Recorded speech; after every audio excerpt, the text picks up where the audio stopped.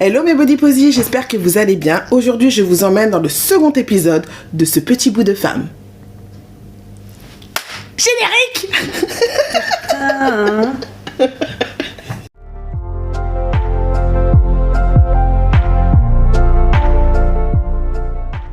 Et aujourd'hui, on se retrouve avec Emeline qui va se présenter.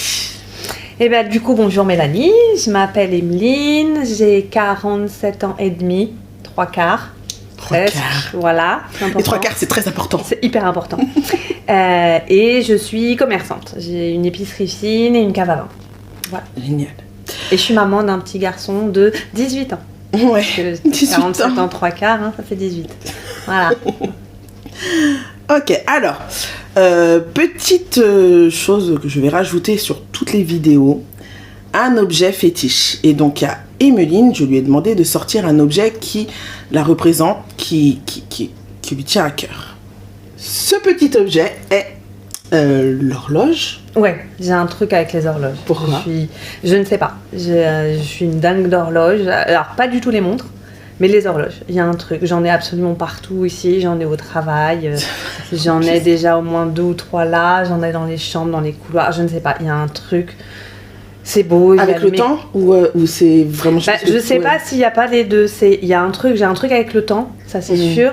Et en même temps, les mécanismes des horloges, c'est comme si ça me fascine. Je me dis comment l'être humain, il a été capable de produire quelque chose, je sais pas. C'est ce côté, genre, tout s'emboîte. Il y a quelque chose, et c'est fluide, et tout d'un coup, c'est d'une logique... ça passe, et ça tourne. Et ouais, j'ai un truc avec ça. C'est hyper logique, ça. Enfin, moi, je le verrais comme ça, mais... Ouais, c'est comme si ça cristallisait tout ce que un cerveau humain a été capable de produire à un moment en partant de rien. On en arrive à des rouages d'une horloge. Voilà. Je l'ai jamais vu comme ça. Bah je sais, mais c'est génial. Un truc. Génial. J'ai un truc avec ça. Trop bien. Ok. Voilà. Donc l'horloge. L'horloge. Définition de l'horloge par Emeline. Comment te décrirais-tu ? C'est une question à laquelle je me suis... Ouais, non, je ne m'attendais pas. C'est la question comment je me décrirais. Alors si je comme ça, assez énergique, assez punchy. J'ai pas une toute petite voix, je suis pas toute mignonnette. Non, mais ça veut pas dire que tu t'imposes pas, tu vois. Ah oui, non, mais je pense que En fait, ce serait presque un mix. Alors ça va être un peu bizarre, hein. Mais je dirais que c'est un mix entre beaucoup d'énergie et pourtant pas mal de timidité, même si Enfin, si je me pense à moi depuis tout le temps, ça a toujours été un va-et-vient entre les deux. Donc ça n'a rien à voir, mais voilà, il y a un truc comme ça. Ok. Comment s'est déroulée ton enfance et adolescence, tant sur le plan scolaire que sur le plan personnel ? Bon, ça va, j'ai eu... Ça s'est bien passé. Scolairement, je suis un peu la première de la classe, hein. Donc j'avais pas... C'était la bonne élève. J'étais la bonne élève, ouais. Alors après, j'étais la bonne élève, pas forcément... J'étais pas celle qui avait des petites lunettes et qui était assise devant. Par contre, j'aimais pas trop l'échec, donc tu bossais ? Ouais, je voulais pas... me retrouver en échec, donc je bossais. C'est comme si tout le monde a une attente, les profs ils ont une attente, faut que j'y réponde, quoi qu'il arrive. Donc du coup, scolairement, ça a déroulé. Il n'y avait pas de soucis. J'avais pas de soucis. Après, pourtant, j'ai pas trop poursuivi les études. Parce que j'arrivais pas à en fait, j'ai eu un DUG de lettres modernes. Ensuite, je suis partie en licence de sciences politiques. Je sais pas quand il est trop biscuit. J'ai pas mon bac, les meufs. J'ai pas mon bac. J'ai même réussi à foirer mon brevet quand même. Bon, je recommence. Dans l'idée où mes parents pensaient que j'allais aller très loin, non, je me suis assez vite... En fait, j'ai rien fini. J'ai pas fini ma licence, j'ai commencé une maîtrise parce que tu pouvais commencer des maîtrises même si t'avais pas tout à fait fini, et j'ai rien fini. Par manque de temps ou parce que tu voulais faire autre chose ? Parce qu'en fait, je me suis retrouvée toute seule à peu près 20 ans. Ma mère est partie vivre en province, mes parents étaient séparés. Et du coup, comme j'étais un peu toute seule et que fallait que je gagne un petit peu ma vie, j'ai commencé à enchaîner j'avais plein de petits boulots. Enfin, j'avais 3 petits boulots plus l'école. Et Et je pense qu'en plus, j'ai choisi des voies comme je savais pas si ça me correspondait, en fait, j'ai trouvé à chaque fois une excuse. Ah bah non, avec ce prof-là, ça passe pas, j'arrête. Ah bah non, tiens, là, ça va pas, j'arrête. Mais en fait, je pense que j'avais pas assez la niaque. J'ai un côté... Bizarrement, j'ai un côté assez feignasse. Quand même. Ouais, mais je sais pas, il y a un truc où j'arrive pas à aller au bout des choses. Ouais. Parce que pour moi, s'il y a bien une personne qui... Alors pour moi, parce que je connais Emeline en dehors de l'interview, mais pour moi, s'il y a bien une personne qui est motivante, qui donne l'envie de se booster, et qui est inspirante. Je suis trop mignonne. Bah oui, non, mais c'est vrai. Depuis que je te rencontre professionnellement, putain, s'il y en a une qui me donne envie de toujours aller plus loin, c'est toi à chaque fois. Tu vois. C'est mignon. Alors tu me dis, arrête, c'est con. Elle va chialer. Elle va pleurer. Non, mais voilà. Et je pleure hyper facilement. C'est con. Mais quand tu dis justement que t'as pas, des fois t'es un peu feignante. Ouais, enfin, des fois, je sais pas, c'est comme si... Ou alors, je sais pas si c'est le fait d'aller au bout, je ne sais pas. Sur les études, en tout cas, j'ai pas continué. Ah, t'aimais les études ou pas ? En soi, tu les as faites parce que tu savais que t'en avais besoin ou tu continuais parce que t'aimais ? En fait, non, je faisais parce qu'il fallait le faire, mais c'est pas que je comprenais pas, mais ça m'intéressait pas plus que ça. Alors que maintenant, si je pouvais, je reprendrais 15 écoles en même temps. Ah, oui. Mais juste pour apprendre. Ouais, oui. Apprendre, découvrir les choses, mais à l'époque, non. Puis à l'époque, j'aimais bien sortir aussi, j'aimais bien voir mes potes. On avait d'autres priorités. Ouais, voilà. Ah ouais, j'adore cette question. Zut, là, tu me fais flipper quand tu dis ça. Vas-y. Quand tu étais petite, quel était ton rêve et comment t'imaginais-tu dans l'avenir ? Alors, m'imaginer, je sais pas si je m'imaginais, mon rêve absolu, c'était Danseuse étoile. C'est vrai ? Bah oui, mais je te l'ai dit. C'est vrai, mais à chaque fois je suis surprise de vos questions. Cécilia, c'était vétérinaire, aucun rapport. Non, moi c'était... Jusqu'à ce qu'elle dise qu'elle avait peur des animaux. Ah non, moi c'était J'avais vu une de mes copines quand j'étais jeune, enfin j'étais gamine, qui... ça devait être un petit spectacle, elle avait le tutu, le diadème, elle était blonde aux yeux bleus, elle avait des petits trucs lisses, et là j'ai vu ça, j'ai fait... C'est pour moi. Et ma mère m'emmenait en fait voir des ballets depuis que j'étais petite. Mon premier ballet, je l'ai vu à 4 ans, je crois. C'était La Belle au Bois dormant, à l'Opéra de Paris. Aller voir des ballets, c'est beau. Ah, alors c'était fait pour les enfants à l'époque, mais ça restait un vrai ballet. Et moi, j'étais tombée amoureuse. Leur long tutu vaporeux, leur grâce, tout ce que je n'étais absolument pas, soyons clairs. Puisque j'ai essayé le conservatoire et qu'on m'a mis dehors, je crois, au bout de 20 minutes à peu près. Et encore 20 minutes, c'est vraiment parce qu'il y avait le temps d'enlever ses vêtements et de les remettre. Pour d'essai, quoi. Voilà. Où ils ont dit, alors, bah non. Mais c'était mon rêve absolu. C'était Danseuse étoile, le classique. D'accord. Voilà. Donc, j'ai très vite su que c'était pas possible. Mais c'était le rêve de ma vie. Mais ça n'empêche qu'après, tu t'es quand même mis à la danse. Oui, après... Plus tard, après. Mais il y en a, elles ont un rêve et elles le font jamais. Enfin, elles le font jamais. Dans le sens... par exemple, il y en a qui peuvent rêver d'être danseuses étoiles et qui ne se mettent jamais à la danse. Parce qu'elles ont essayé et ça a été une déception, c'était pas leur truc. Mais qui, même pour le plaisir, l'occasion, ne s'y mettent pas.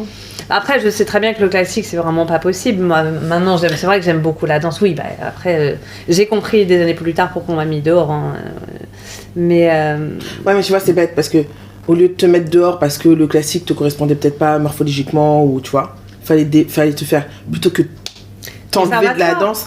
Oui, voilà. Ouais, mais il fallait te faire essayer directement dans le conservatoire. Alors qu'il fallait te faire essayer une autre section, le contemporain, le jazz, tu vois. Mais puis après, à l'époque, je pense qu'ils se prenaient encore moins la tête que maintenant. Tu rentrais, tu faisais des espèces d'auditions qu'ils préparaient. On disait oui, non. T'avais une ribambelle de gamines en culotte et en petit body là et tac, tac, tac, oui, non.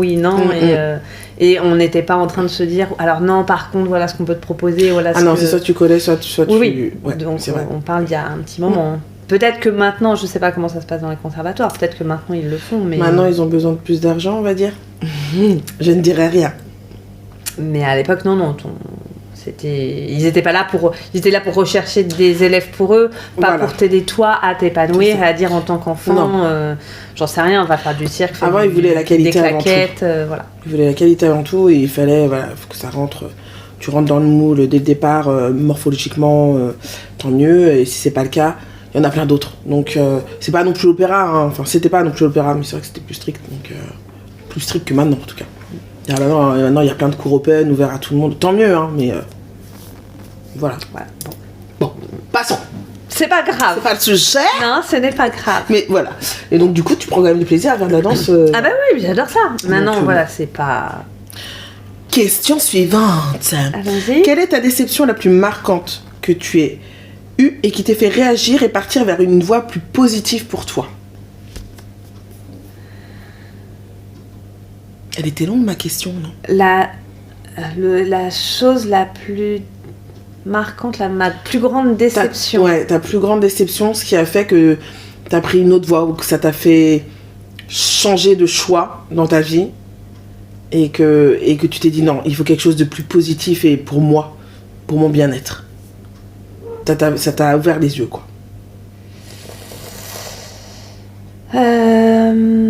Là où il y a eu le grand changement, où j'ai changé complètement, c'est comme ça que je suis devenue d'ailleurs, que j'ai fini par être à mon compte.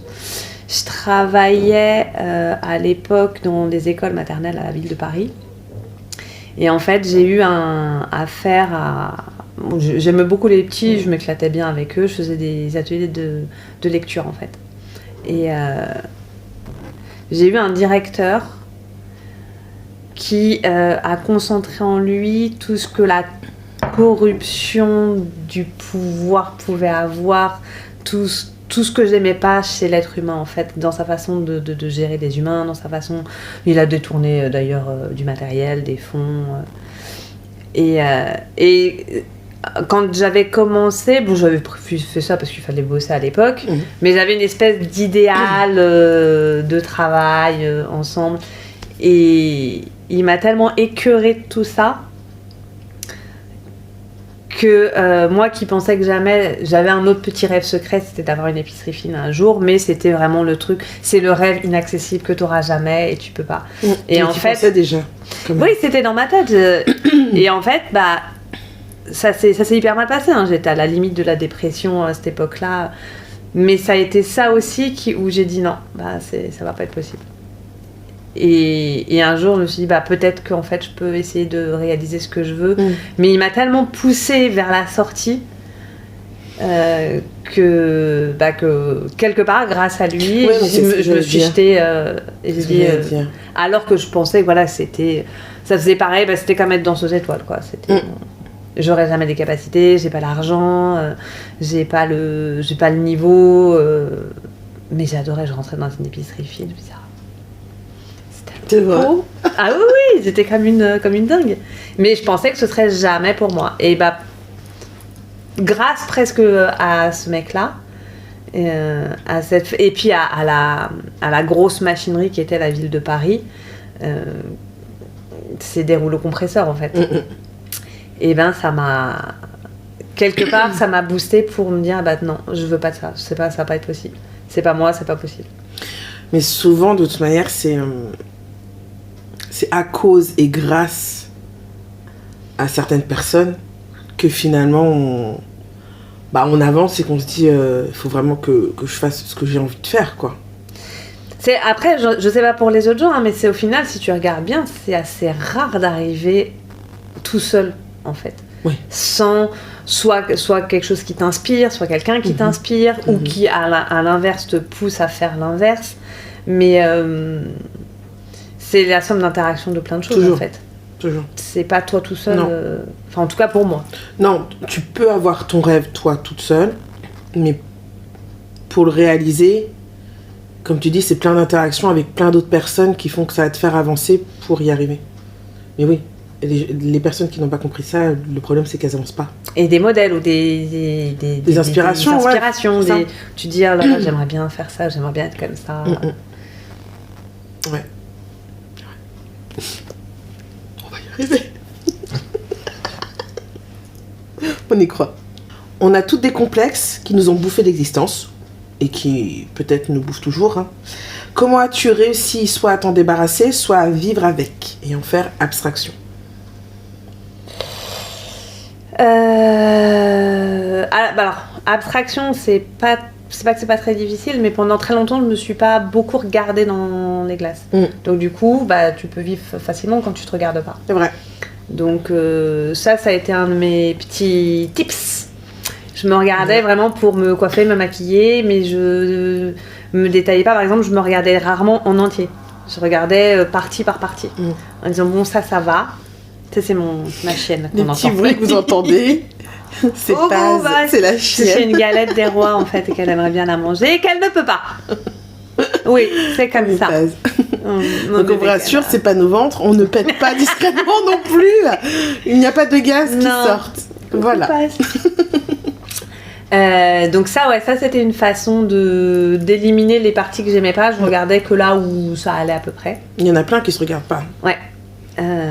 Pour éviter de se confronter. Et de voir...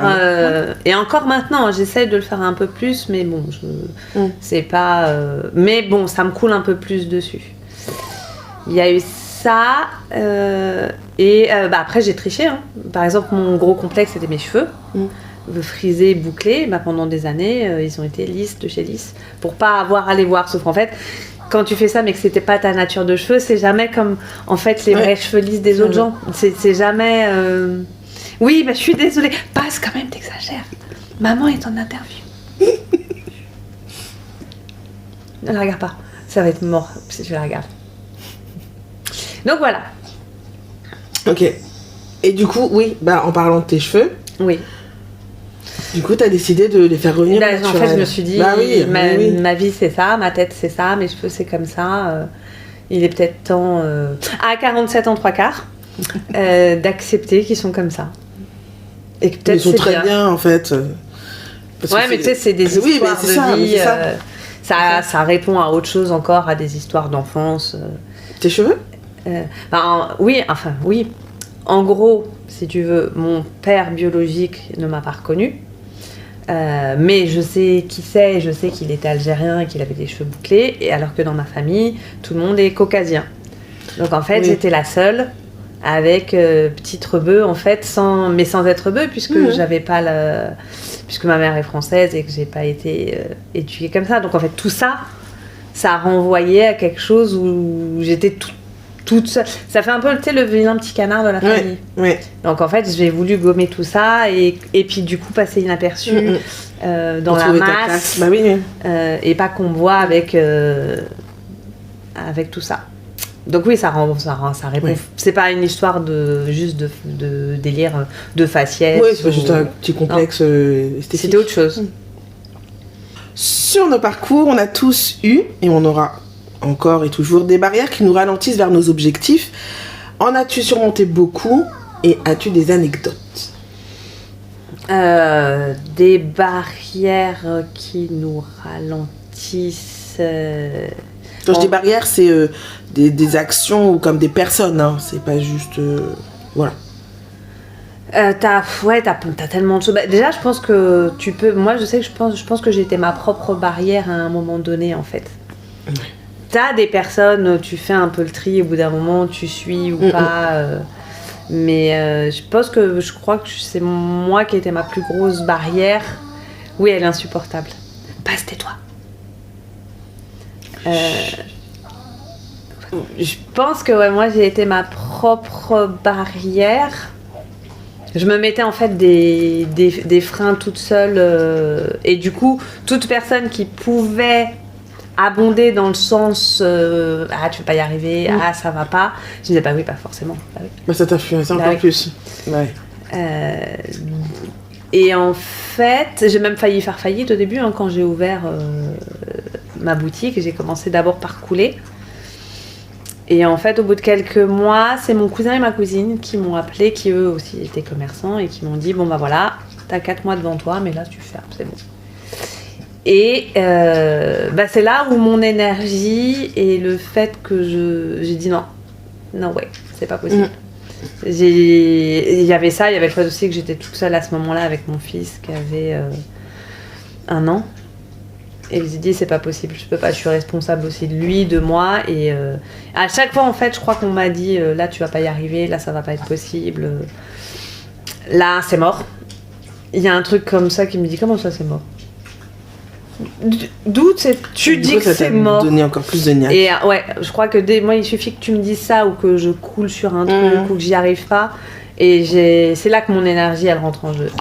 Et c'est mon... Pas la galette, passe. C'est insupportable, passe. À chaque fois.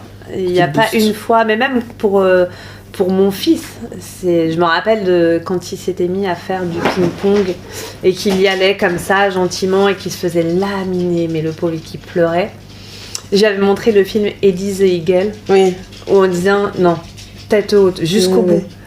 Peu importe, c'est pas que le résultat soit dingue ou que tu deviennes premier, mais si t'arrêtes, c'est parce que t'as décidé d'arrêter, mais pas parce qu'on t'a dit que tu pouvais pas. Donc voilà. Y a-t-il un moment dans ta vie où tu t'es sentie perdue, où tu avais besoin de te reconnecter à toi-même parce que tu t'es dit, là je m'égare, là je vais sur un chemin qui n'est pas du tout le mien, tu vois, qui ne me correspond pas, qui m'amènera à rien d'ailleurs. Oh, il y a eu plusieurs moments, ouais, je pense que dans une vie tu peux avoir plusieurs moments où tu te sens... tu sais pas qui t'es perdu, t'as l'impression d'être tout seul dans le noir, en fait, tu sais, et tu sais pas quoi faire. Et après, je sais curieusement ou pas, hein, moi, c'est la lecture qui m'a vachement aidée, c'est de lire. Et je sais que dans ces moments-là, il y a toujours eu un moment où je suis tombée sur un livre qui t'a éclairé. Je sais pas, tout d'un coup, j'ai eu des révélations. Ouais. À différents moments. Après, je lis depuis que je suis petite. Mon père adoptif était bibliothécaire, donc j'ai passé mon enfance dans des bibliothèques. Et moi, je crois que les livres m'ont aussi un peu sauvée. Ça et la musique. Je ne sais pas pourquoi, mais il y a eu des moments où ça m'a... La musique, ça te rassurait? Bah, tu sais, ce fameux... cette grande philosophe qui a dit Last night a DJ saved my life. Et ben des fois je te jure c'est ça. J'y pense, je me dis oui. C'est comme si tout d'un coup la musique elle te... Je m'attendais pas à ça. Mais oui, Last night DJ saved my life. Non mais c'est vrai. Et ben voilà. Ça dans les moments vrai, maintenant que je l'analyse là. Oui, non mais on est d'accord. Ben, c'est ça. Ça et ouais, il y a eu des fois où j'ai lu des trucs qui m'ont comme si ça m'ouvrait une nouvelle perspective sur le monde et tout d'un coup je me disais non mais regarde. Tu veux monter? Ça aide de parler aux gens. Et d'écouter les histoires des gens. Ouais. Et de... Alors d'écouter les histoires des gens parce que ça te conforte aussi, tu te dis... Bah, en fait ça te surprend des fois tellement, t'as l'impression que t'es tout seul à vivre tes galères, qu'il y a que toi, que c'est un enfer, que t'y arrives pas. Et puis tu te mets à parler ou juste écouter les autres, tu te dis waouh. En fait, on est tellement plein. Bah, le principe de ces épisodes de ce petit bout de femme, c'est que vous qui regardez, vous rendiez compte que si vous avez des galères, vous n'êtes pas seuls, vous n'êtes pas les seuls à être passés par là, vous ne serez pas les seuls parce qu'il y en a plein d'autres. Et que ce qui arrive à Emeline, ce qui est arrivé à d'autres que j'interviewerai peut-être dans le futur et tout, c'est ce qui vous arrivera forcément peut-être un jour ou pas, mais à un moment donné de votre vie, vous reconnaîtrez forcément dans l'une de celles que j'interviewe. Hein, Paz? Au bout de sa vie. On va bientôt manger la galette. Ok. Quelle est ta plus belle réussite à ce jour? Et donne-moi 3 raisons pour lesquelles tu es fière de toi. Bah alors, honnêtement, ça va être hyper... Viens avec nous. Ça va être hyper pas original. Bien, comme ça, tout le monde va comprendre les petits bruits. Monte. Voilà. Allez, assis maintenant. Bon, ça va pas être très original, mais je crois que la chose dont je suis vraiment hyper fière, c'est même pas moi, c'est mon fils. Je crois que c'est la chose la plus... Je m'attendais à cette réponse. Je vais t'en parler, je vais avoir les larmes qui vont monter. Mais ouais, je crois que c'est lui. Voilà. Voilà. Mais souvent, je pense que c'est ça, en fait. Enfin, en tant que maman, hein, je dis pas... mais je pense que si ton enfant, c'est ta plus belle fierté. Enfin, tes enfants. Et là, ouais, je crois que là où... Alors, pour le coup, je suis un petit peu fière de moi. C'est que... Donc, on s'est séparés avec son père. Il avait pas encore 1 an, en fait. Hein.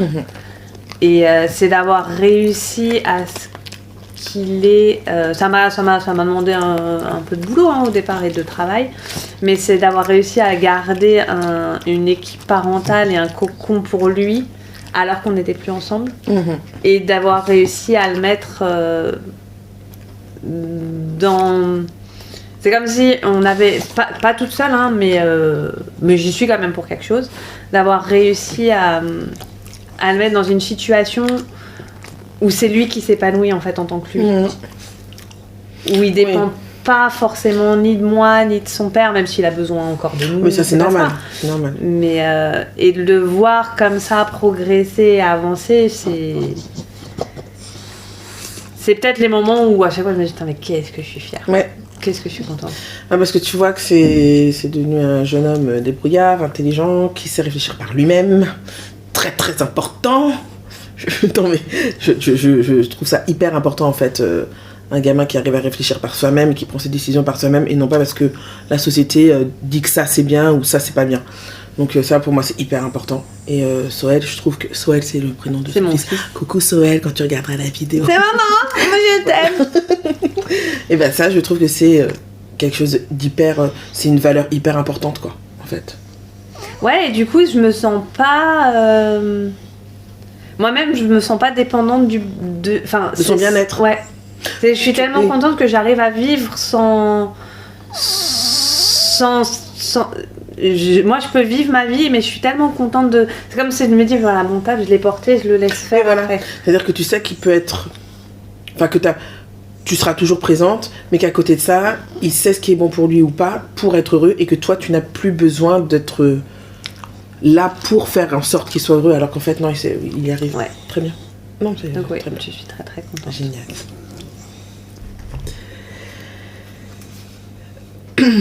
Allez, plus que 3 petites questions. Courage. Que te manquerait-il pour être comblé à 100%? Du temps, pour moi.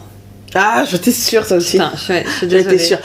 Émilie, si elle pouvait avoir des journées de 48 heures, j'aimerais tellement faire des trucs de ouf, j'aimerais tellement faire plein de choses et je n'ai pas assez de temps. Voilà, mais ouais, juste du temps. Et si je pouvais faire absolument... Parce qu'en fait, c'est juste le temps qui me manque. Non, parce qu'il faut savoir qu'elle est H24 à sa boutique et que même quand elle a des pauses, sur ses pauses de temps de midi, elle arrive à te placer un cours de piano, un cours de chant... C'est que ça. Voilà, j'ai pas assez de temps. Je me suis acheté un appareil photo, mais il faudrait que je me mette la photo, mais je n'ai pas de temps. Voilà. Mais c'est juste ça, je pense. Le temps. Ouais, juste un peu plus de temps. Ah ouais, si on pouvait, ce serait génial. Il y a tellement de choses à explorer dans la vie, putain. Ouais, voilà. Qu'en une vie, tu peux pas. Même en une vie, en étant bien organisé, en faisant le maximum de choses, tu ne peux pas. Il y a tellement de... C'est pour ça qu'il faut faire vraiment ce que vous voulez, ce que vous aimez. Parce qu'il n'y a pas déjà le temps de faire forcément ce qu'on aime, alors ne vous bouffez pas la vie à faire des choses qui vous rendent pas heureuse, quoi. Ah ouais. Si tu pouvais retourner dans le passé, que dirais-tu à ta jeune toi? Fais-toi confiance. Suis-toi ton instinct, en fait. Je trouve qu'on... Après, c'est pas que moi, je pense que c'est énormément de gens, et on est encore plus les filles, mis dans un truc où on te met des coussins sur ton instinct, sur ta voix. Mais moi, je vois que maintenant, en fait, c'est pas que je prends les bonnes décisions, les mauvaises décisions, mais qu'en fait, je prends celles qui me correspondent. Parce que je commence seulement maintenant à m'écouter et à écouter ma voix. Et ça veut pas dire que c'est mieux ou pas bien, c'est juste que c'est ce qui me va à moi, en fait. Oui, c'est surtout ça. Et c'est ce qui me permet, moi, du coup, d'être bien dans ma vie. Et je pense que je me dirais ça, écoute-toi, fais-toi confiance. Parce qu'en gros, on sait, nous, ce qui nous correspond et qu'on a été mis dans une société. Et aussi parce que c'est une société très patriarcale. Hein. Bon, là, ça va être mon petit côté féministe qui va ressortir. Je suis désolée. Mais ça fait que ça... On te met sous plein de couvertures qui t'empêchent de On sait ce qui est bon pour nous, bien je sûr. pense. C'est juste qu'on nous empêche de réfléchir et de se dire, de faire en fonction de ce Suis-toi, que nous... oui. Voilà. Parce que des fois, peut-être que ce qui nous convient à nous, c'est pas ce qu'il faudrait faire à ce moment-là, c'est pas le... Non, puisqu'il se convient à nous, ne convient pas forcément aux autres non plus. C'est toi. Il faut trouver, comme on dit, c'est sa propre... En coaching, c'est ça. Sa propre carte. Voilà, chacune de nous lit... on va avoir la même carte, mais on va la lire d'une manière différente. C'est exactement ça, en fait. Je me dirais ça, et je me dirais surtout, oublie pas que rien de ce que les gens font autour de toi n'est fait contre toi. Chacun fait sa propre vie, en fait. Et quand t'arrives, alors c'est pas facile à faire, non. Mais à te dire que quoi qu'il se passe, quoi qu'on fasse autour de toi, enfin rien, mais même quand on te dit des choses qui sont pas sympas, en fait rien n'est contre toi. Les gens, c'est dans leur propre film de leur vie. C'est comme ça qu'ils le voient, en fait. Et c'est leur film de vie, en fait. Bien sûr. Et donc eux, ils te le balancent, ils te le disent sans pas forcément penser à mal. Non, mais je pense que personne se lève le matin en disant tiens, aujourd'hui, qu'est-ce que je vais faire contre telle personne. Et une fois que tu arrives à enlever... Ah, zut, si, il y en a, on en connaît. Non. Mais même ça, en fait. Je pense que si tu arrives à bien te rendre compte de... C'est dur, hein.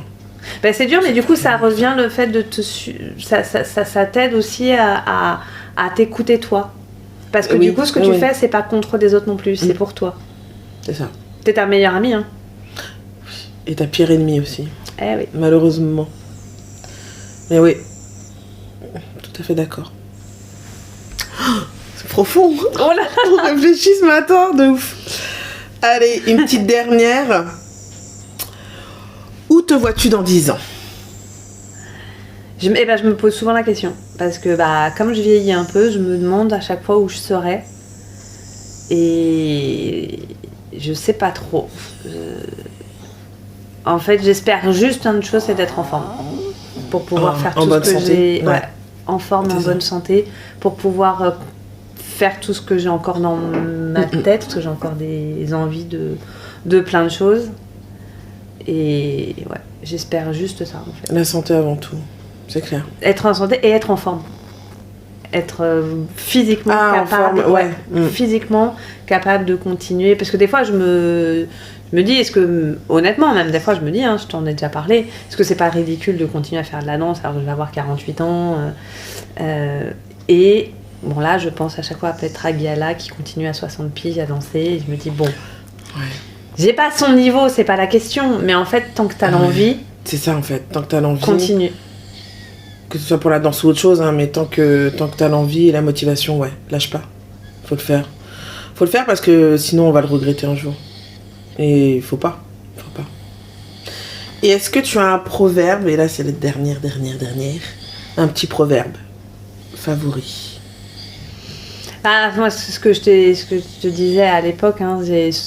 toute ma vie, peut-être que maintenant j'en aurais moins besoin, mais pendant toutes ces années, c'était toujours tête haute. Quoi qu'il arrive, avec panache. Tu tombes, fais-le avec panache. Tu tombes, ouais. Oh, mais oui. Ah oui, non, c'est avec ça. Panache. Avec tête haute, tu tombes. Tête haute. Et du coup, mon fils me se le dit à chaque fois. Dès c'est bien. Dès quand il se gamelle sur des choses qu'il n'y arrive pas, il me dit maman, avec panache, on a fait ça. Avec panache. Tu tombes. Ouais, ça me fait penser à ma chute. Tu tombes avec... Tu t'es relevé avec panache. Parce que l'année dernière, j'ai voulu danser et faire ma belle, je me suis rétamée comme une grosse merde. Ouais, mais t'as vu ta réaction scène. Mais ouais. Au lieu de faire comme si il s'était rien passé et de continuer... Je l'ai assumé. Tu l'as assumé complètement. Avec panache. C'est ça, avec panache, en fait. Non, je tu l'as assumé, tu l'as dit devant tout le monde, alors que t'avais des gens partout. Et que, tu vois, moi, la scène, c'était ma hantise. Quand tu me disais, faut qu'on monte sur scène. Ah les gars, j'ai envie de faire pipi, je suis pas bien, j'ai envie d'aller me coucher dans un coin, c'est un enfer. Toi, avec panache, t'y as été, quoi. Et voilà, tête haute. Qui n'est jamais tombé. Ouais, non, c'est vrai. Tout le monde s'est gaminé une fois. Physiquement comme moralement. Mais tout. Et avec panache. Ah ouais. Tadam! Voilà. Mais c'est ce qui nous fait avancer. Et qui fait qu'on est plus forte. Et regarde, ça t'a fait vachement réfléchir sur plein de choses après.